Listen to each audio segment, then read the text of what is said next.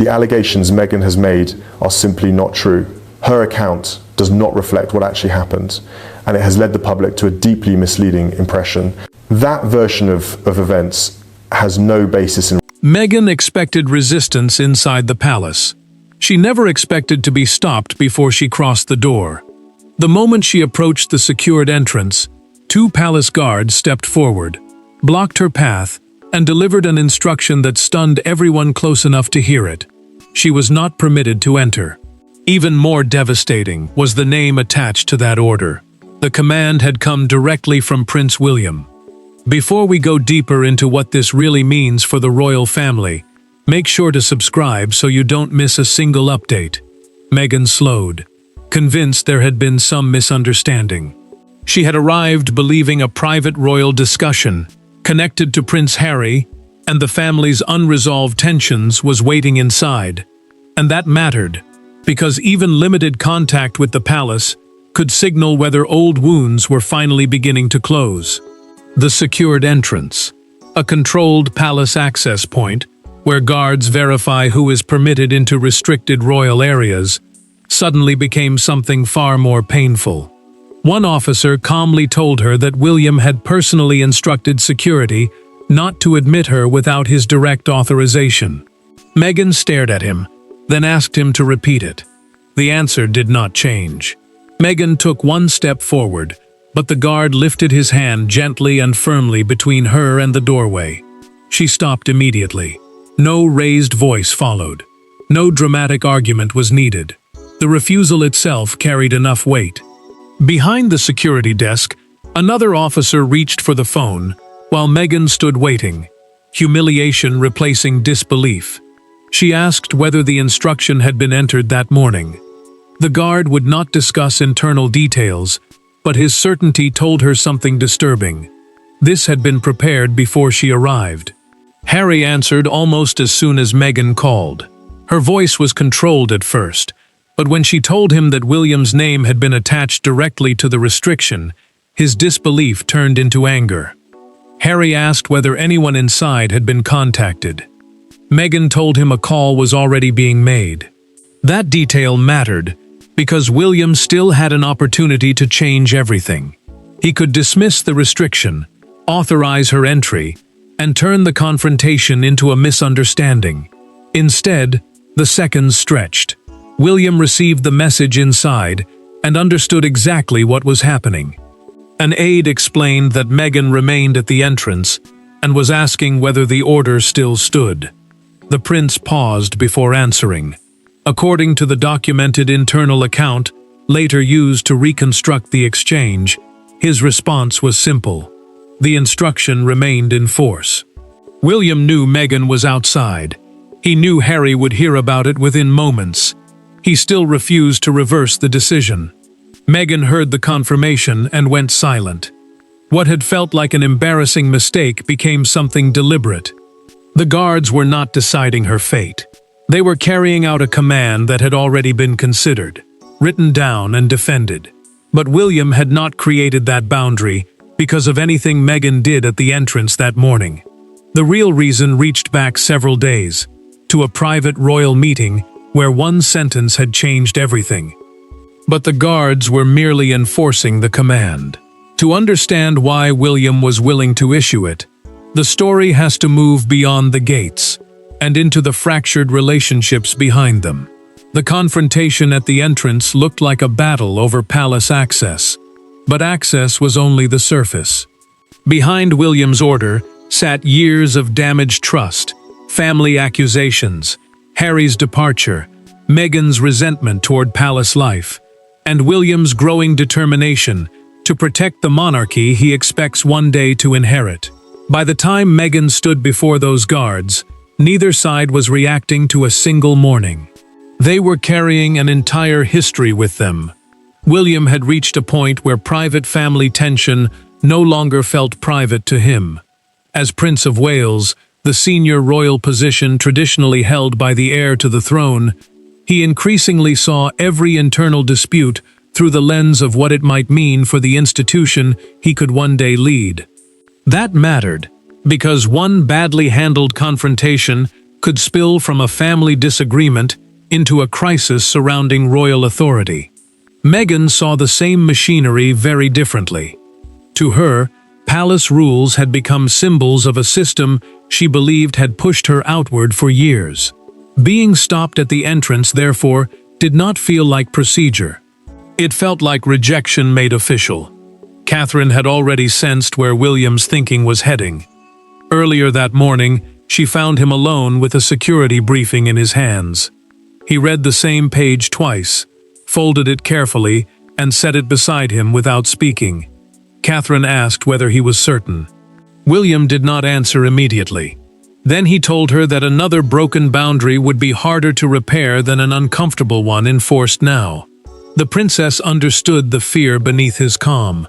He no longer trusted informal promises whenever Harry and Meghan became connected to sensitive palace matters. Meghan felt the opposite kind of fear outside. After moving away from the entrance, she called Harry and told him the humiliation felt deliberate. Her voice tightened when she explained that the order applied specifically to her independent access. Harry immediately understood the distinction. He was not facing exactly the same restriction. Meghan had been singled out. That detail turned his anger sharper, because it suggested William had not simply tightened general security. He had drawn a line around one person. Harry asked whether William had explained why. Meghan said no.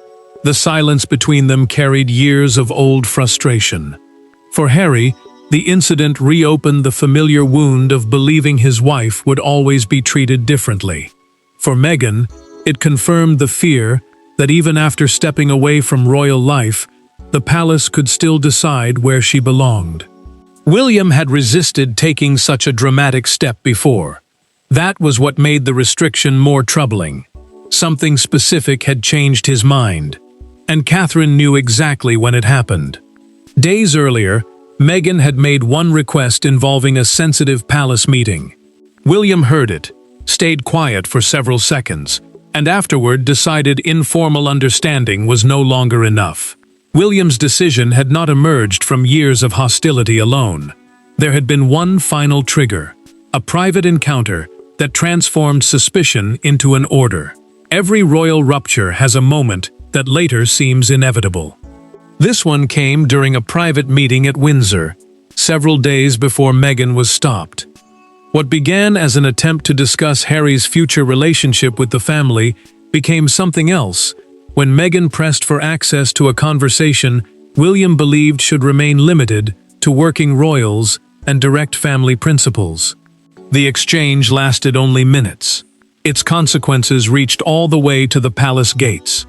William entered that meeting determined to separate two things the family had repeatedly allowed to blur: private relationships and official royal business. A working royal, a member of the family who carries out formal duties on behalf of the monarchy, operates under rules that do not automatically extend to relatives outside that role. William told Harry that family conversations could continue, but internal meetings, schedules, offices, and decisions would require formal approval. Catherine listened carefully because she knew this was not simply about access. It was about trust. Meghan challenged that boundary almost immediately. She told William that decisions affecting Harry could not keep being made in rooms where she was excluded and then delivered to her afterward as settled facts. To her, the distinction felt deeply personal. Harry agreed. He told his brother that constantly separating Meghan from serious family discussions guaranteed that nothing between them would ever heal. William pushed back, saying private loyalty could not override every official boundary simply because emotions were involved. The room tightened when Meghan made the statement that changed everything. She said that if another palace meeting directly concerning Harry took place, she would attend beside him whether William personally approved or not. The prince stopped speaking. Catherine looked toward him and immediately sensed the shift. Harry pushed his chair back when William said the discussion was finished, but Meghan remained seated for several seconds. Then she told him quietly that she would not ask permission to stand beside her husband. William gave no answer while they were still in the room. That silence mattered more than an argument would have. Meghan believed she had made her position clear. Harry believed his brother was shutting down rather than listening. Catherine understood something neither of them yet knew. William had already moved from frustration toward action. The door closed behind Harry and Meghan, and William finally turned to his private secretary. A private secretary is the senior aide who helps manage a royal's official work, communications, and sensitive arrangements. According to the documented account later used to reconstruct the meeting, William instructed the aide to change Meghan's access immediately. Any future entry beyond designated security points would require direct authorization from his office. No warning reached Meghan.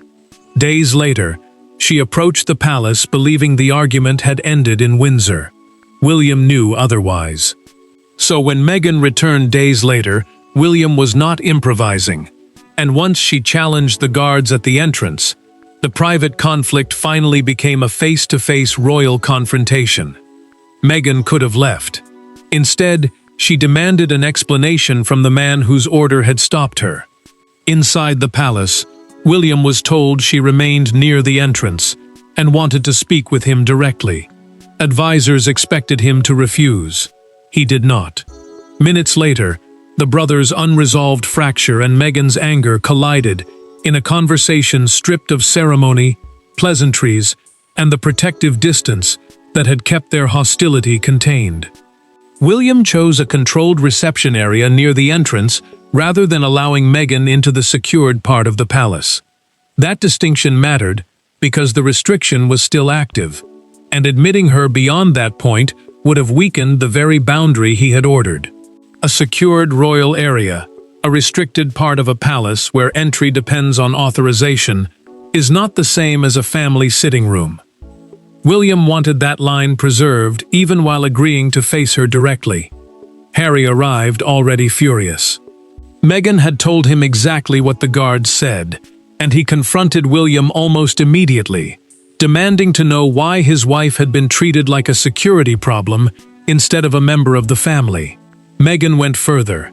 She told the prince that using guards to deliver what was really a family message had been designed to shame her. William rejected that at once. He said the guards were enforcing an instruction, not creating a spectacle, and that the difference mattered. The argument turned sharper when Harry accused his brother of using his future position to punish people personally. William's control finally cracked. He told Harry that family closeness could not be demanded whenever it was convenient, while every rule attached to official access was treated as optional. Harry stepped toward him and said that William had chosen power over family. Meghan remained beside him, refusing to soften the accusation. William answered with the one sentence Meghan had not expected him to repeat. He reminded her of Windsor. He reminded her that she had said she would attend another meeting concerning Harry, whether he approved or not. Meghan went still. The order had not appeared from nowhere. Her own words had become the trigger. Catherine arrived as the brothers' voices rose. She positioned herself between them, before the confrontation could become worse. She did not defend the humiliation Meghan felt, but she told her quietly that William had warned the family that boundaries would now be enforced consistently. Harry looked at her in disbelief. Meghan asked whether everyone had known except her. William finally gave the answer that changed the argument completely. This was not an instruction passed casually to two guards. The palace access system itself had been updated, and reversing it would require a formal change from his office. The confrontation exposed the anger, but it also revealed something more consequential. William had turned a private family boundary into an enforceable royal procedure. William's words carried emotional force, but Meghan quickly discovered that this was not a symbolic demand that guards could ignore once tempers cooled. The order had been placed into the palace's internal access process, distributed to senior security personnel, and approved as a precaution governing entry to restricted royal spaces. William had not merely expressed an opinion. He had used the machinery surrounding his position to make sure the boundary would hold. Charles learned the full details soon afterward, and the weight of them unsettled him. A secured working area, a restricted part of a royal residence where entry depends on authorization, scheduled access, and security approval, operates differently from ordinary family space. Personal familiarity does not create automatic entry. William, as Prince of Wales, had authority over meetings and arrangements tied to his own household, and he had used that influence carefully. What disturbed Charles was not that a boundary existed. It was the way Meghan had discovered it. The king sat with the security file in front of him, while an aide explained how the instruction had been activated. He already knew William intended to tighten access conditions, but he had not expected Meghan to test them so quickly. Charles removed his glasses and closed the file without speaking. The silence stretched. William waited across from him, knowing exactly what question was coming. Charles finally asked whether a softer solution could still be found. He did not demand that the order disappear. Instead, he questioned whether keeping it unchanged after such a humiliating confrontation would deepen the damage with Harry. William remained firm. He told his father that reversing the restriction the moment pressure arrived would teach everyone the same lesson. Boundaries existed only until someone became angry enough to challenge them. The rules themselves were unmistakable. Security personnel had been instructed not to debate, negotiate, or make personal exceptions. Only direct authorization from William's office could alter Meghan's access. That mattered, because the guards at the entrance had possessed no freedom to soften the moment, even if they understood how painful it was becoming. The decision rested higher up, and both Charles and William knew it. Charles looked at his son and delivered the warning that cut through the procedure. Authority, he said, could protect a boundary, but it could not repair a family. William answered just as quietly that a family could not repair itself while pretending boundaries did not exist. The king did not overturn the order. He made only one request: find a way to stop this from becoming a permanent rupture with Harry. Charles had refused to overturn his son's decision. For Meghan and Harry, that silence felt like confirmation that the palace had chosen a side, and the fallout began immediately. After the confrontation ended, the most powerful moment was not another argument. It was the departure. Harry had entered prepared to force an explanation from his brother. He left understanding that William's restriction would remain, and that Charles would not immediately intervene. Meghan's humiliation hardened into anger, while Harry confronted a painful reality. Protecting his wife now seemed to require accepting even greater distance from the family he had once hoped to rebuild. William gave Harry one final option before the meeting ended. He could stay behind and discuss family matters privately, without changing the access restriction placed on Meghan. The offer mattered, because it separated personal contact from official entry, a distinction the prince had been trying to enforce from the beginning. Harry understood exactly what was being offered. He also understood what accepting it would look like. He turned toward Meghan, looked back at his brother, then shook his head. Harry reached for Meghan's hand and walked away. William remained where he was as the door closed behind them. No apology followed them out. No last-minute reversal came from Charles. Meghan would not enter the palace that day, and any future visit would require prior arrangement, instead of appearing and expecting access to be negotiated at the entrance. The rule was now real, because everyone had finally seen what happened when it was tested. Meghan's anger changed once they were alone. She stopped talking about William completely. Instead, she asked Harry one quiet question. Had he known this restriction might exist? Harry answered immediately that he had not. That mattered, because she was no longer only questioning William's decision. She was trying to understand whether her own husband had unknowingly walked her into a humiliation that could have been avoided. Harry felt the collapse more deeply than he admitted. He was furious with his brother, but beneath the anger sat something worse. Another attempt at family contact had ended with more distance than before. The life he had built with Meghan demanded loyalty to her, while the family he had left behind still pulled at an identity he could not simply erase. For the first time that day, anger gave way to exhaustion. Catherine reached out later. In a private message, she told Harry that she did not want the confrontation to become the final fracture between the brothers. He read the message twice. Then he locked his phone without replying. Meghan noticed his silence, but did not ask what he had received. Meghan finally changed the direction of everything.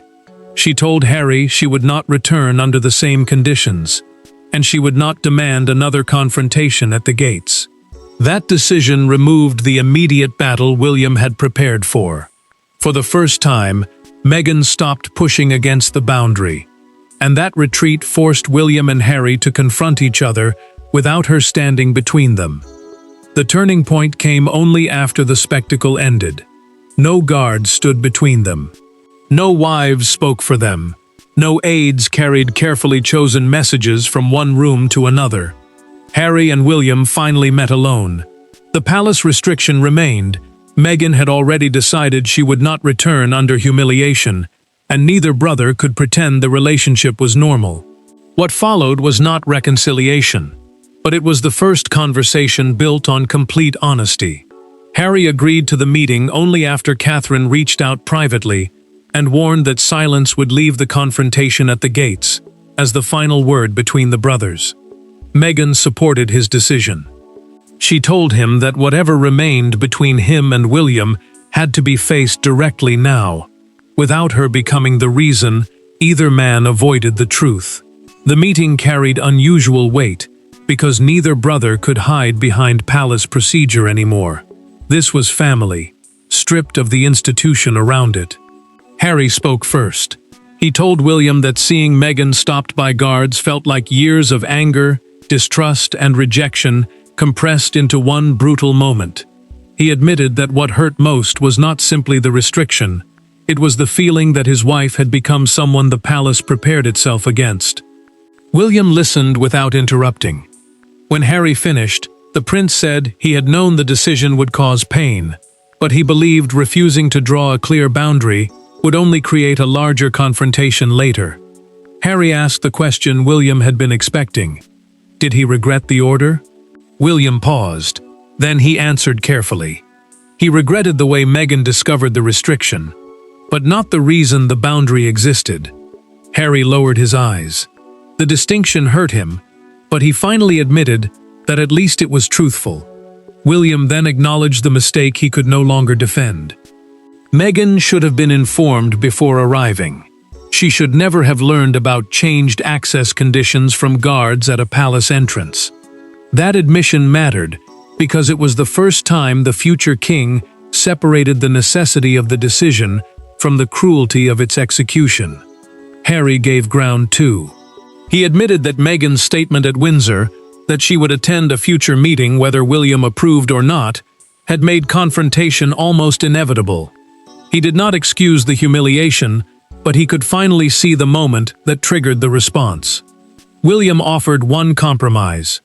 Unrestricted access would not return, but any future family meeting involving Meghan would be arranged clearly beforehand. Security would enforce entry, but guards would never again be forced to deliver a deeply personal family message.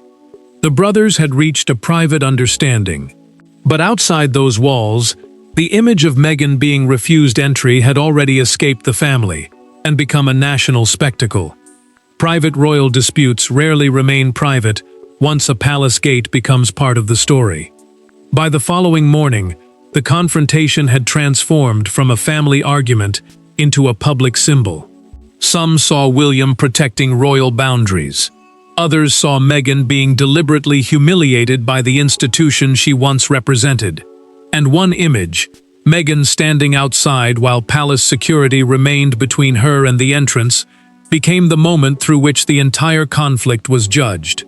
William saw the story spreading before the palace had fully decided how to answer it. Broadcasters led with the extraordinary nature of the confrontation. Meghan, the wife of Prince Harry, had been refused unscheduled access, under an instruction linked directly to the future king.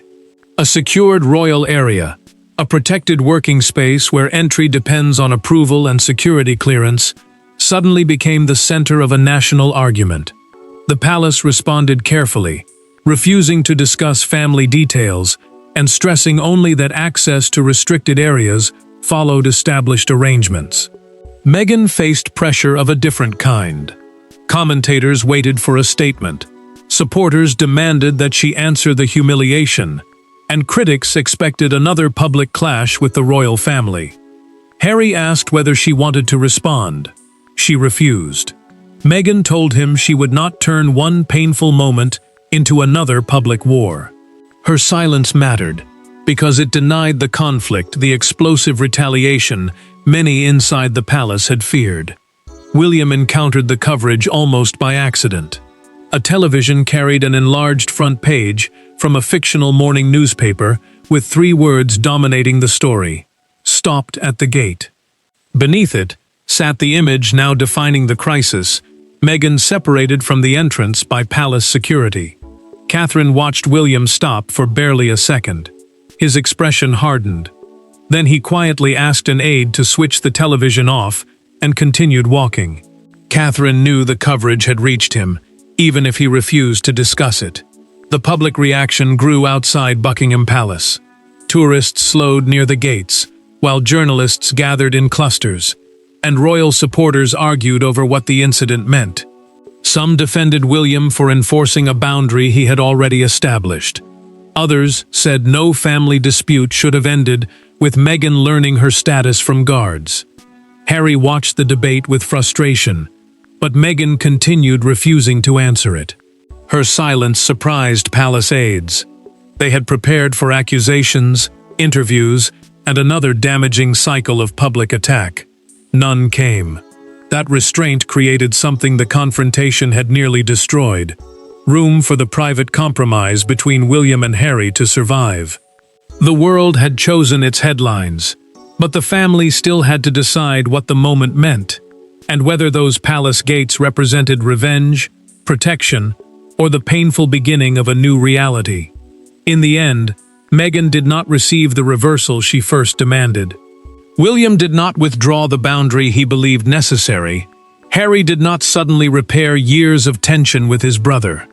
Yet something important changed after the confrontation. The family finally stopped pretending that closeness, trust, royal access, and personal forgiveness were the same thing. The palace gates had exposed a brutal truth.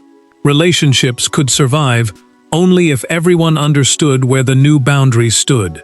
Meghan accepted that future visits would no longer happen informally simply because Harry was involved. Any return would need to be arranged and approved in advance, but the humiliation would not be repeated.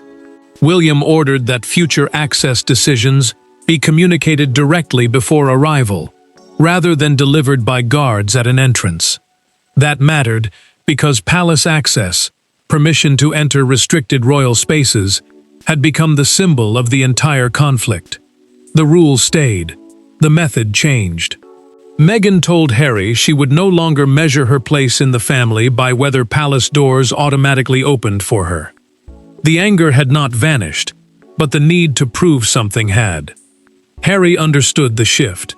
Returning to his family could not mean rebuilding the exact relationship that existed before he left. Whatever survived with William would now exist under boundaries neither brother could ignore. William carried his own lesson from the confrontation. He still believed the restriction had been necessary, yet he could no longer deny the human cost of how it had been enforced. Authority without communication had turned a calculated boundary into a deeply personal wound. Charles recognized that too.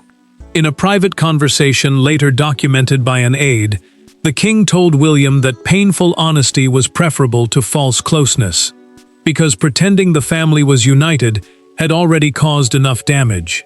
Harry met William one final time before leaving. No apology erased the past.